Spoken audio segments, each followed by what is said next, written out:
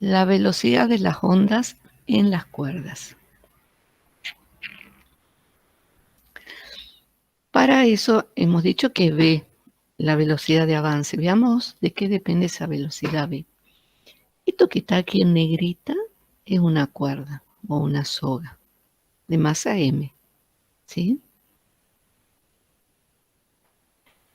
Y es una forma de una onda, y lo que vamos a suponer es lo siguiente. Nosotros podemos decir que la onda avanza hacia la derecha, ¿sí? O puedo decir que queda fija ahí la forma y mover la cuerda hacia la izquierda, que es lo que está representando esto. Entonces, a medida que la cuerda se mueve hacia la izquierda, va tomando esta forma, ¿sí? Son dos formas de representar. Nosotros vamos a suponer esta, que es lo que plantea Resnick, que la cuerda se está moviendo hacia la izquierda de manera que va tomando esta forma. Entonces ahora vamos a tener una porción de la cuerda, fíjense, vamos a tomar esta porción y vamos a decir que es un diferencial de L, un diferencial de longitud. Entonces vamos a tomar un pequeño elemento de la cuerda, diferencial de L, ¿sí? Y esto, como ustedes están viendo, se lo podría tomar o asemejar a una especie de semicircunferencia con centro O, de manera que si nosotros dibujamos los radios R, de este punto diferencial de L a la derecha, dibujamos un radio, de este extremo a la izquierda dibujamos otro radio, dividimos en dos ese radio, o sea que estamos a la mitad del diferencial de L, y vamos a decir que entre este radio extremo y el radio del medio hay un ángulo tita. Aquí tenemos un ángulo tita y entre el radio del medio y el otro extremo a la derecha tenemos otro ángulo tita, ¿sí? Entonces, ahora lo que vamos a hacer es suponer, fíjense, cómo nosotros hemos dado un impulso, hemos hecho un pulso, hay un pulso en la cuerda, y de esa manera la cuerda toma esta forma. Para darle ese impulso hemos hecho una fuerza. Entonces vamos a suponer que en esta porción de la soga está actuando dos fuerzas, una hacia la izquierda y la otra a la derecha, de manera tangencial, ¿sí? Entonces vamos a tener, si nosotros descomponemos esta fuerza en sus componentes, una componente X, ¿sí? Y hacia abajo una componente Y,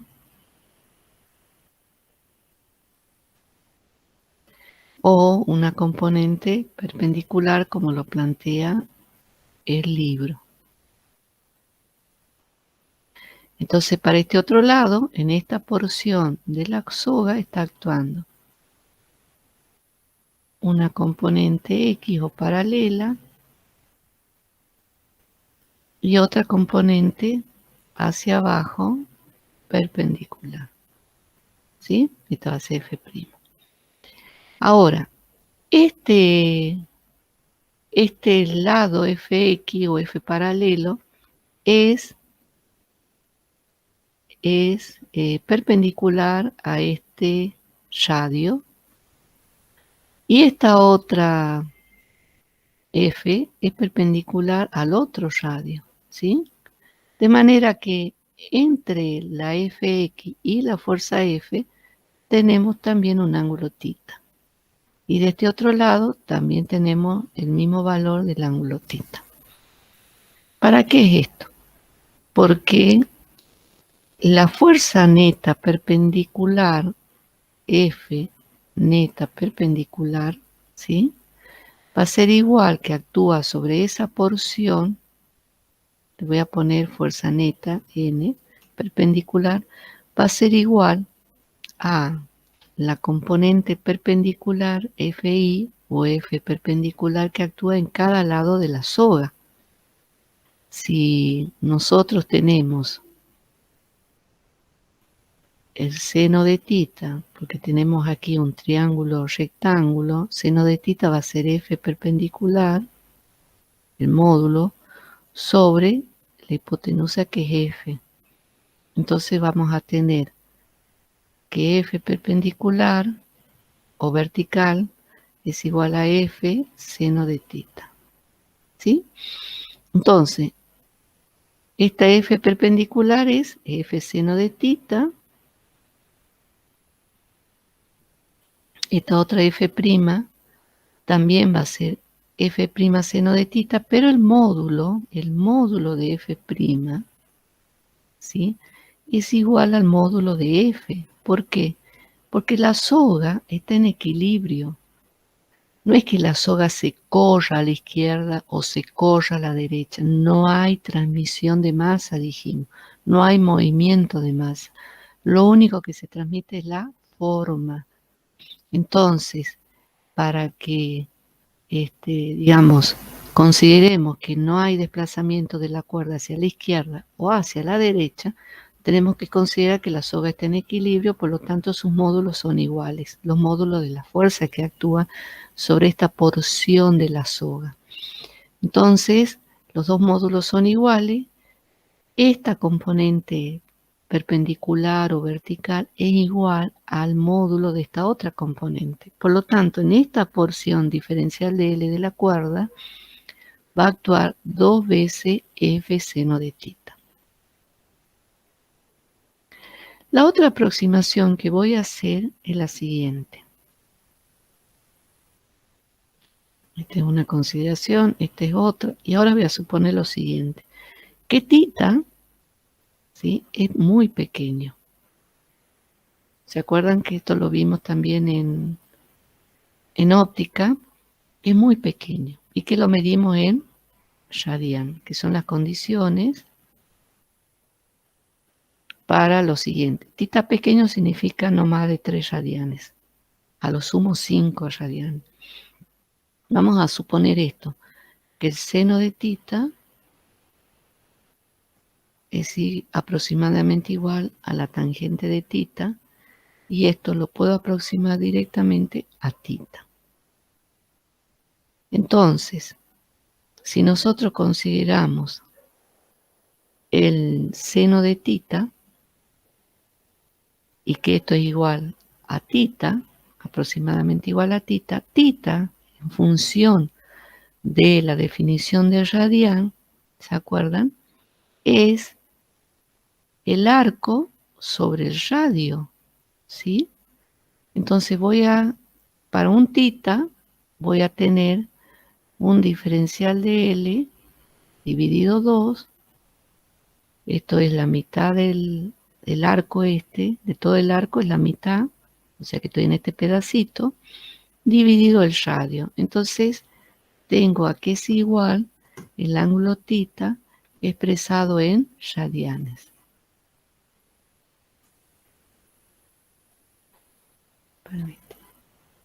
Bien.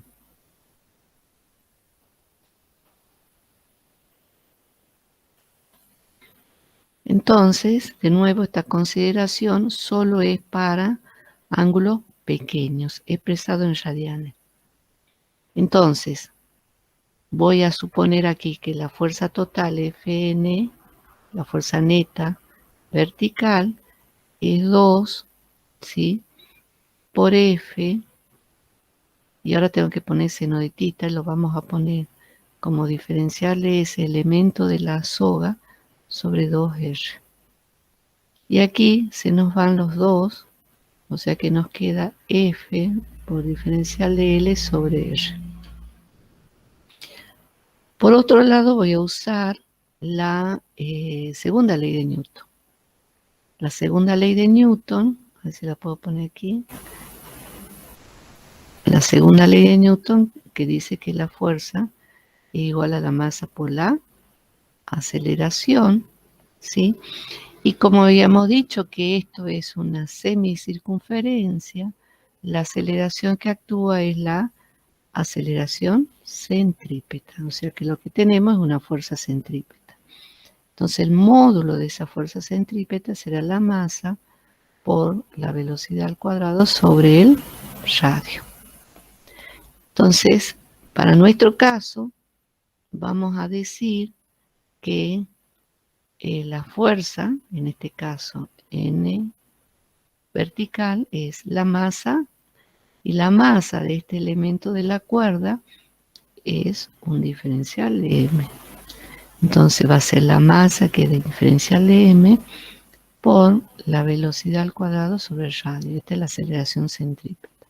Entonces vamos a igualar estas dos expresiones. Entonces vamos a tener F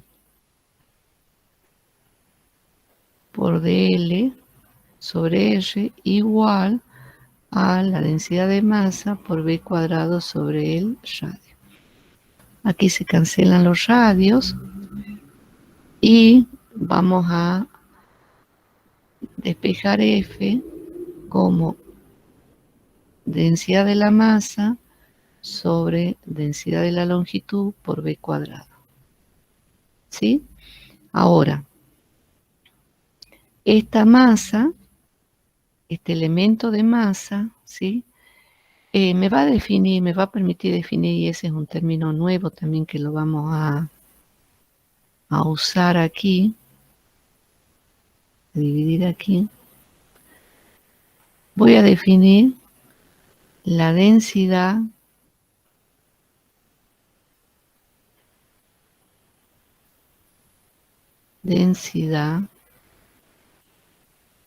lineal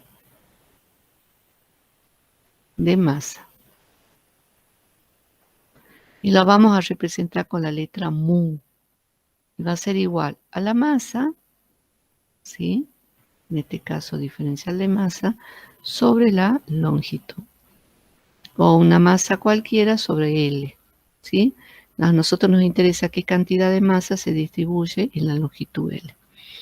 Entonces, esto, fíjense, en densidad de masa sobre densidad de L, lo podemos escribir como mu por B cuadrado. Nosotros habíamos partido de que íbamos a encontrar la velocidad de ondas en las cuerdas. Entonces de aquí lo que tenemos que despejar es B y nos va a quedar F sobre mu raíz cuadrada. ¿Sí? Y esta es la velocidad con la que se propaga en una soga una onda. ¿De qué depende? Depende de la fuerza que se haga en los extremos, o sea, el impulso que le hayamos dado, y de la densidad lineal de masa. Esta densidad lineal es una propiedad, digamos, que nos está mostrando de alguna manera la inercia de esa soga. Y F es la cuestión dinámica, la fuerza que le aplicamos para que se produzca el movimiento de onda, ¿no? Ondulatorio, movimiento ondulatorio. Les dejo a ustedes la verificación de que la unidad, en este caso, sigue siendo metro sobre segundo. ¿Sí? Bueno, después de ver este tema, vamos a volver a nuestra ecuación original de ondas, pero antes, un tema que es bien interesante para ustedes por el uso que hace de las ondas mecánicas para estudiar la Tierra o estudiar el suelo, ¿sí? Propiedades del suelo. Cuando una onda atraviesa dos medios, un medio 1 y un medio 2, si es el mismo tipo de onda, o sea, si tenemos la misma fuente de onda, las frecuencias tienen que ser iguales, no pueden cambiar. Si va, supongamos, de un tipo de suelo a otro, las frecuencias tienen que ser la misma porque el origen de la onda, la fuente de la onda o la fuente del movimiento ondulatorio es el mismo y la frecuencia es la misma. Entonces nos acordamos aquí que lambda por F es igual a B. Esta es una expresión clave, siempre la vamos a usar. Que la longitud de onda por su frecuencia siempre nos da la velocidad de propagación de la onda. Entonces de aquí despejamos F y nos queda B sobre lambda. Entonces esto lo vamos a aplicar aquí. Entonces nos va a quedar B1 sobre lambda 1 igual a B2 sobre lambda 2. O sea que si nosotros nos interesa estudiar cómo avanza una onda por dos medios, como de nuevo repito, la fuente de la onda, la fuente del movimiento ondulatorio es el mismo, las frecuencias son las mismas, y esto nos permite calcular la relación que hay entre la velocidad de propagación del medio y la longitud de onda, dependiendo del medio material que se esté estudiando. Bueno, pasemos al siguiente tema, que es el que figura aquí, pero me parecía interesante hacerles este comentario. Todo esto ustedes lo van a usar después en geofísica, ¿no? Y en sismología.